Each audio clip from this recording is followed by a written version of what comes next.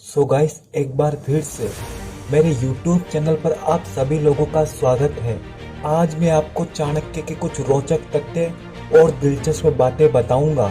आज से काफी वर्षों पहले प्राचीन काल में एक महान राजनीतिज्ञ, विद्वान, जिससे पूरे भारतवर्ष की दशा में परिवर्तन करने वाले व्यक्ति का जन्म हुआ। यह व्यक्ति कोई और नहीं, चाणक्य था। नाम से ही ऐसा प्रतीत होता था जैसे शातिर दिमाग, कुटिल बुद्धि का व्यक्ति हो।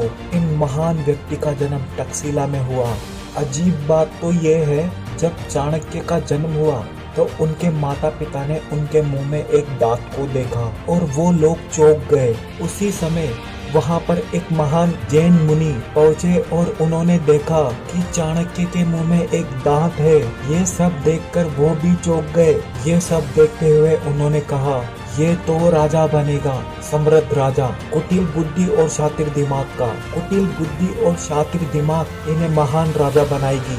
ये सब सुन के चाणक्य के माता पिता घबरा गए और उन्होंने हाथ जोड़कर कहा, हे मुनि, हम चाहते हैं ये भी आपकी ही तरह जैन मुनि या आचार्य बने। यह बात सुनकर मुनि ने कहा, ये दांत निकाल दीजिए, तब आपका बेटा राजा का निर्माता बनेगा। तब उनके माता पिता ने ऐसा ही करा। चाणक्य ने ही चंद्रगुप्त को उसके मामा को धन देकर के खरीदा था, क्योंकि उसका मामा उससे काम करवाता था।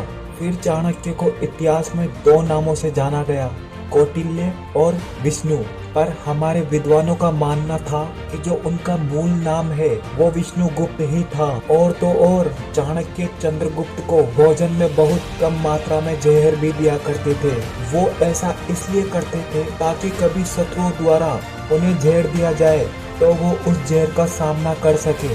और चाणक्य ने अपनी चालाकी से और कुटिल बुद्धि से सिकंदर को भी भारत से भगा दिया था। और विद्वानों के अनुसार 283 ईसा पूर्व में उनका निधन हो गया था।